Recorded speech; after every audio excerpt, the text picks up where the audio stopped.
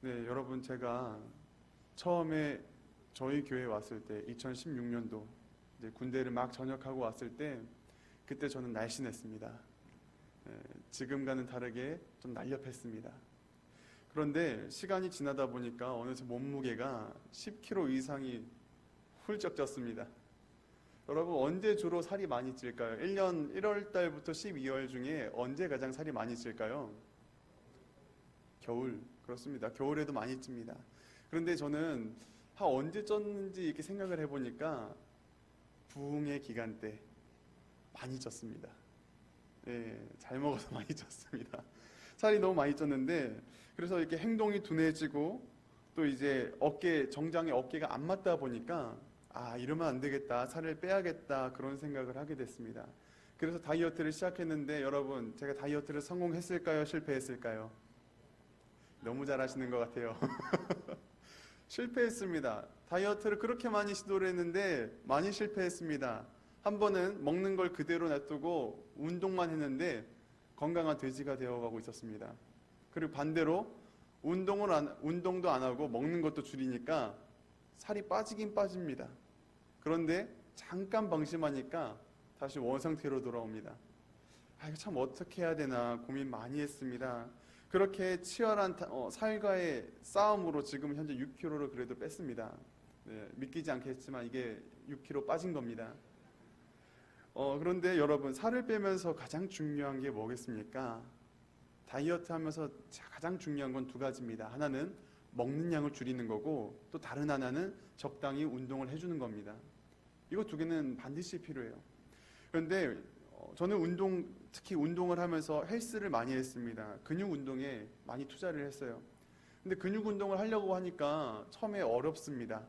그냥 힘만 쓰면 되는 줄 알았는데 힘만 써서는 안 됩니다. 그냥 무작정 힘만 쓰면은 일주일을 다니나 한 달을 다니나 두 달을 다니나 나는 똑같은 운동밖에 할 수 없습니다. 5kg 들던 거를 5kg밖에 못 듭니다.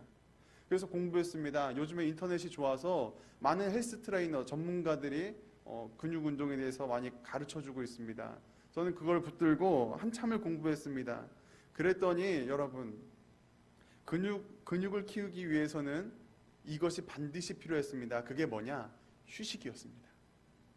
그러니까 우리가 근육이 커지는 원리가 우리가 힘을 쓰면은 근육이 찢어집니다. 혹시 알고 계셨나요? 우리가 근육을 막 사용하면은 근육이 찢어집니다. 그래서 우리가 안 하던 운동을 갑자기 하게 되면은 여기 아파 온몸이 쑤셔 막 이렇게 말하는 것들이 근육이 찢어져서 그렇습니다. 그런데 이 찢어진 근육이 회복하기 위해서는 이제 약 이틀의 시간이 걸린다고 해요. 48시간.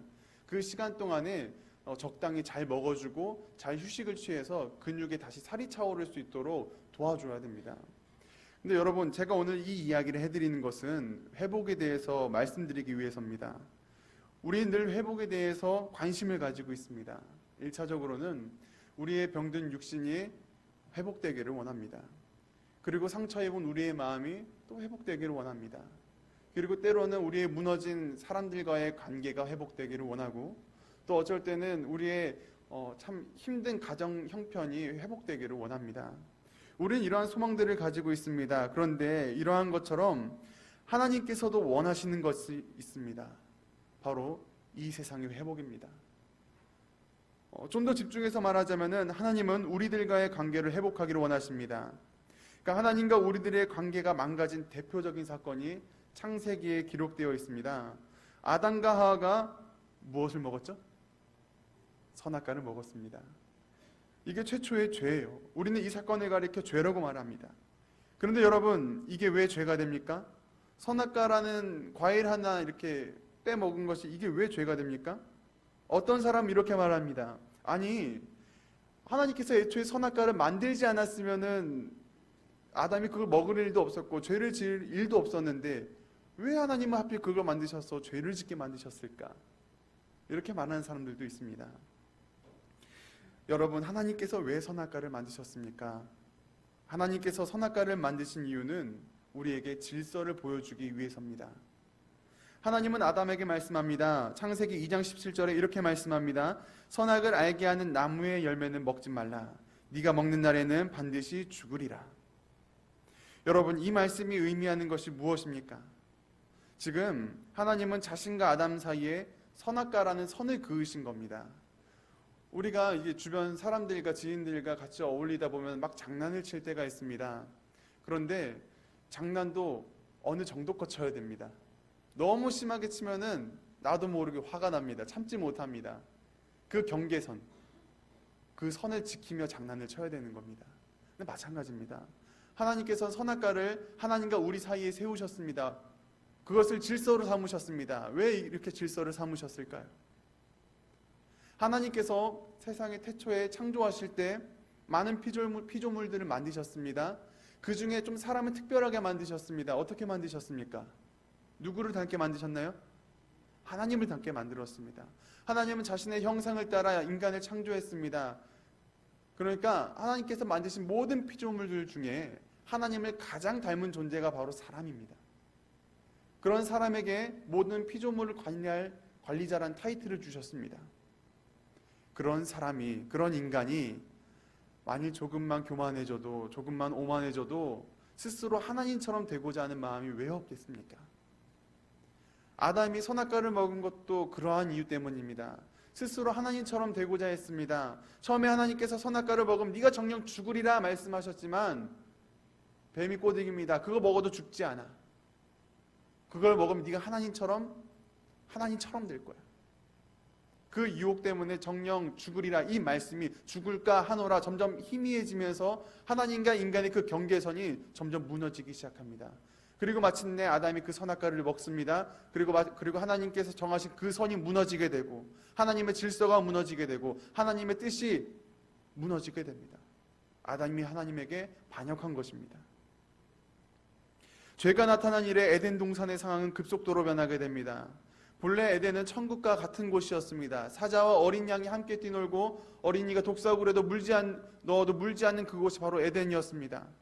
이곳에는 슬픔이 없고 수치가 없고 누구 하나 불공정한 대우를 받지 않았습니다. 모두가 하나님께서 정하신 그 아름다움 속에서 질서를 지키고 살아가던 곳이 바로 에덴이었습니다. 하지만 질서가 무너지면서 에덴은 변하게 됩니다. 사랑과 긍휼의 원리는 사라지고 약육강식 힘의 원리에 따라서 살아가게 됩니다. 여러분, 그것이 어딥니까? 바로 우리가 지금 살아가는 세상입니다. 그런데 이것과 비슷한 상황이 민수기에서도 나타납니다. 민수기 21장 4절부터 9절까지를 보면은 출애굽한 이스라엘 백성들이 호르산을 떠나서 홍해길을 따라 나아갑니다. 길을 걷는 동안에 이스라엘 백성들의 마음이 점점 조급해집니다. 그래서 그들은 모세와 하나님을 원망합니다. 하나님께서 공급하시는 음식들을 보잘것없는 것으로 치부하고 반역합니다. 하나님의 질서와 뜻이 어긋나는 이때 하나님은 그 백성을 징계합니다. 무엇으로 징계했습니까? 불뱀으로 징계합니다. 하나님께서 불뱀을 보내셔서 이스라엘 백성들을 물어 죽게 만드는 겁니다. 그렇게 사람들이 죽어나가자 그제야 그 백성들은 자신들의 죄를 깨닫고 회개하기 시작합니다. 회개하는 백성들이 모세에게 간청합니다. 제발 하나님께 기도해서 이 불뱀을 그치게 해달라고, 우리를 살려달라고 애원합니다. 모세가 하나님께 기도합니다. 기도하는 중에 하나님께서 회복하는 방법을 알려주십니다. 노뱀을 만들어서 그것을 보는 사람마다 살아날 것이라고 하나님은 말씀합니다. 이스라엘 백성에게는 이제 두 가지의 선택지가 남았습니다. 하나님의 말씀을 믿고 노뱀을 보던가, 아니면 믿지 않고 노뱀을 보지 않던가. 요한복음 3장 16절의 말씀은 이러한 맥락에서 전해지고 있습니다. 지금 요한복음 3장 16절에서 언급한 이 세상은 이미 심판받은 세상을 말합니다. 이미 타락해서 하나님의 질서도 공의도 찾아볼 수 없는 그런 상태의 세상입니다. 그런데 하나님은 그런 세상에 대해서 사랑한다고 말씀했습니다. 여러분, 한번 생각해 보세요. 이 타락한 세상, 하나님의 질서가 무너진 세상, 하나님의 의가 없는 이 세상, 정말 하나님께서 사랑하실까요? 그 애틋하고 그 뜨거운 그 사랑을 여전히 주고 계실까요?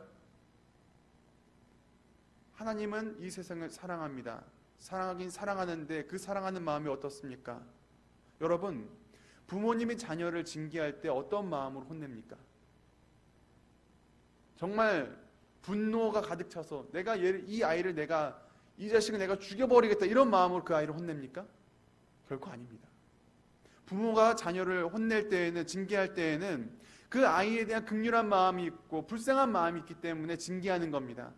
이 아이가 잘못된 길로 어긋나지 않고 올바른 길로 돌아올 수 있도록 그 부모는 애타는 마음을 가지고 그 아이를 징계하는 겁니다. 실제 올해 이런 일이 있었습니다. 한 아들이 자기 어머니를 만납니다. 돈을 달라고 했나 봅니다. 그런데 그 어머니가 돈을 주지 않습니다. 그 아들이 너무 화가 난 나머지 칼로 자신의 어머니를 찔러버립니다.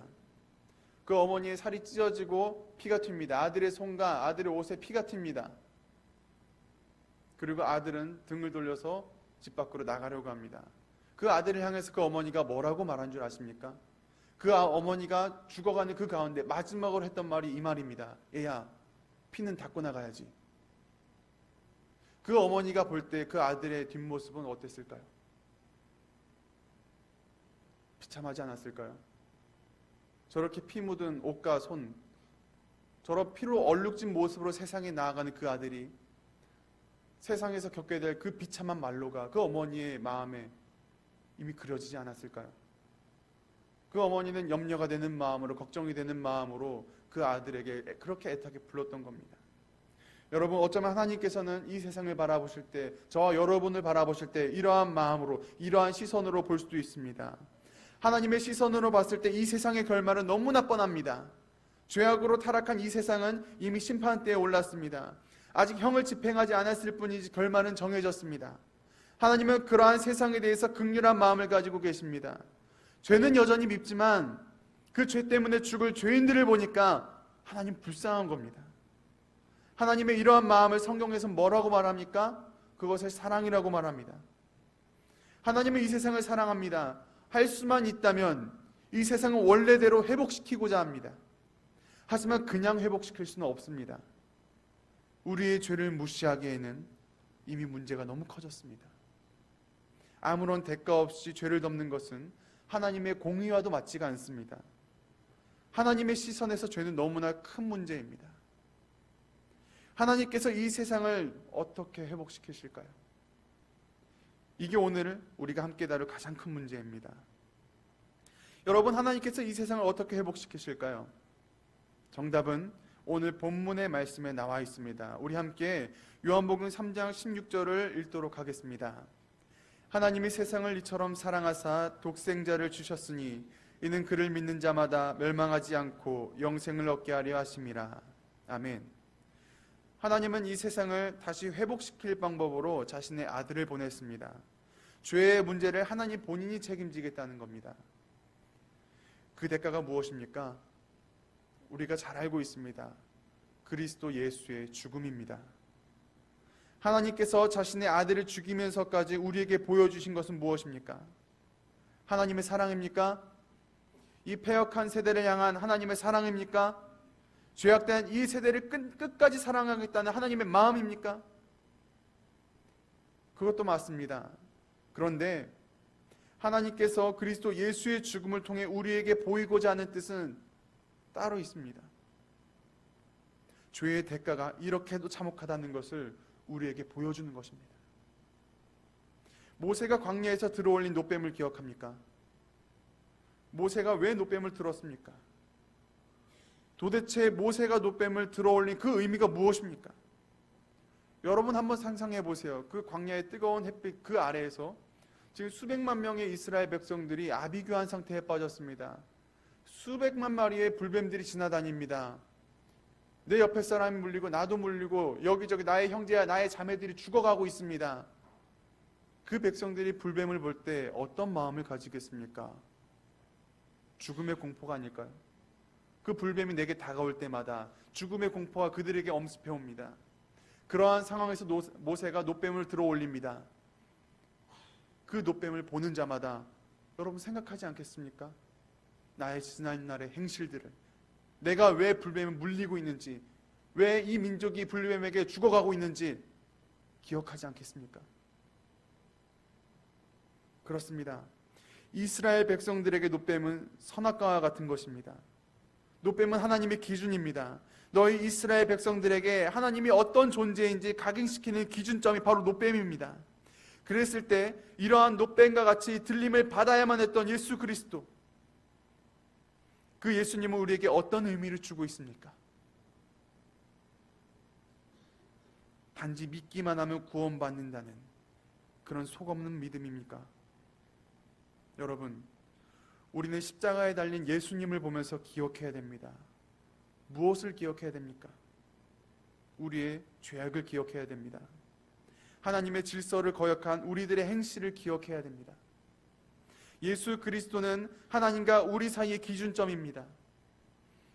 하나님과 우리의 관계를 명확하게 명시합니다.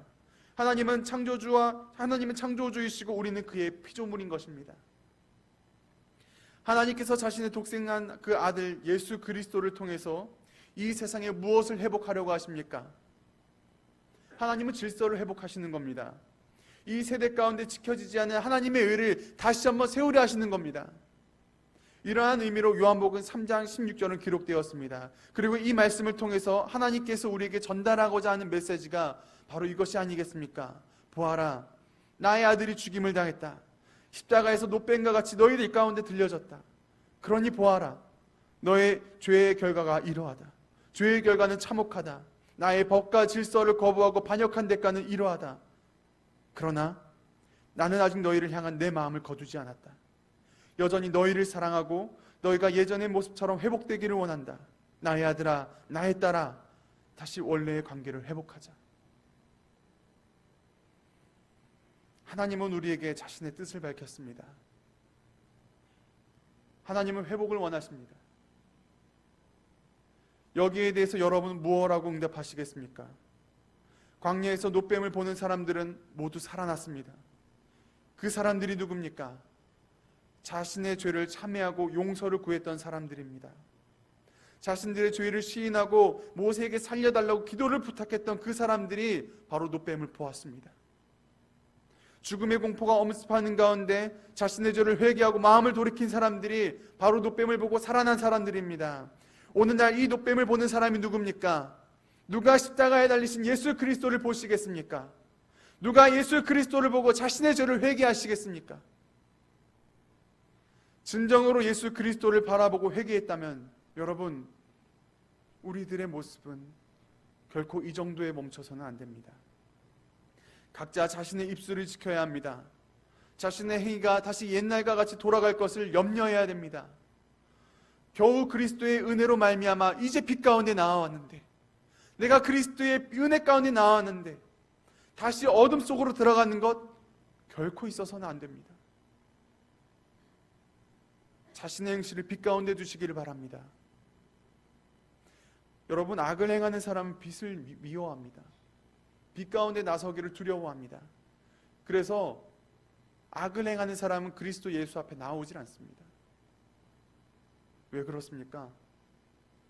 자신의 행실이 드러나기 때문입니다. 여러분, 우리가 빛이 비치면은, 라이터를 비치면은 여러분 무엇이 생깁니까? 그림자가 생깁니다. 빛이 비추면 그림자가 생깁니다. 마찬가지, 예수 그리스도는 우리의 빛이 되십니다. 그 진리의 빛이 우리에게 비춰질 때 나의 죄된 행실과 나의 악한 모습들이 그 빛에 드러나는 것입니다. 여러분, 악을 행하는 사람은 빛 가운데 나서지를 않습니다. 자신의 행실이 걱정되기 때문입니다. 그 행실이 무엇입니까? 결국 나의 형제와 자매들을, 그리고 교회를 사랑하지 않는 것입니다. 나의 교회를 내가 사랑한다면 나는 필요에 따라서 사용되어져야 합니다. 나의 형제, 자매를 사랑한다면 결코 그들을 정죄해서는 안 됩니다. 이 세상에 욕하고 탓할 일들이 많지만 우리가 세상 사람들을 따라서 분노의 돌을 던져서는 안 됩니다. 그럼 여러분, 우리는 어찌해야 되겠습니까? 베드로전서 4장 7절부터 8절은 이렇게 말씀합니다. 만물의 마지막에 가까이 왔으니 그러므로 너희는 정신을 차리고 근신하여 기도하라. 무엇보다도 뜨겁게 서로 사랑할지니 사랑은 허다한 죄를 덮느니라. 아멘. 여러분, 성경은 이 때를 가리켜 무엇 합니까? 마지막 때가 가까이 왔다고 이야기합니다. 성경에서는 마지막 때가 이르기 전에 큰 환난이 온다고 했습니다. 그 환난의 때를 살아갈 때 성도는 무엇을 하라고 방금 이야기했습니까? 정신 차리고 깨어서 기도하라고 했습니다. 왜 그렇습니까? 정신 차리지 않으면 나도 이 세상에 휩쓸리기 때문입니다. 깨어서 기도하지 않으면 버틸 수가 없기 때문입니다. 저는 대학교를 성결대학교 신학부로 나왔습니다. 처음 입학 인원이 한 120명 좀 넘었습니다. 많이 들어왔습니다. 그런데 1년이 지나니까 2년이 지나니까 그 120명 중에 3분의 1이 없어졌습니다. 어디로 갔습니까? 그냥 없어졌습니다. 지난 학기 나랑 같이 수업을 듣던 사람들이 안 보입니다. 그리고 마지막 졸업할 때가 되니까 그보다 좀 더 많은 수의 인원이 빠져나갔습니다. 근데 여러분, 이렇게 졸업한 인원이 다 대학원에 갑니까? 아니에요. 이 중에 소수만이 또 대학원에 들어갑니다. 목회를 배웁니다. 그렇게 졸업을 했습니다. 이렇게 졸업했을 때 목회를 하겠다는 사람이 과연 몇 명이나 있을까요? 더 줄어 있습니다. 더 없습니다. 실제 저희 선배 중에는 목회의 길을 일찍이 포기하고 군인의 길을 걷는 사람이 있습니다. 대학교를 4년 졸업하자마자 해군 장교로 갔습니다. 근데 저는 아직도 그 선배의 말을 잊지 못하고 있습니다. 충격적이었습니다. 자기가 군대에 가니까 이제 세상 것들에 눈을 돌리기 시작합니다. 자신의 그 부하 병사들이 어떤 문화에서 놀고 무엇을 좋아하고 무엇에 흥미를 느끼는지 본인도 같이 탐구합니다. 그리고 주변 사람들이 사창가에 들락날락하니까 본인도 궁금했나 봅니다. 본인도 들어갔답니다. 그 거리를 지났답니다.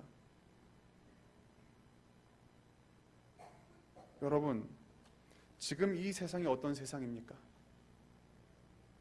그건 저보다 여러분이 더 잘 아실 겁니다. 그러면 우리는 앞으로 무엇을 해야 되겠습니까?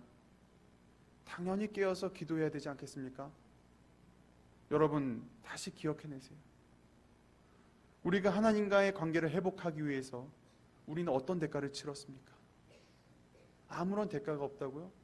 거짓말입니다. 이 관계를 회복하기 위해서 하나님은 자신의 독생한 아들을 죽여야만 했습니다. 우리는 어떤 대가를 치렀습니까? 그 십자가 앞에서 우리의 비참한 죄된 역사를 돌아보지 않았습니까? 애통한 10년 가운데 눈물로 회개하지 않았습니까? 그런데도 깨어서 기도하지 않으면 어떡합니까?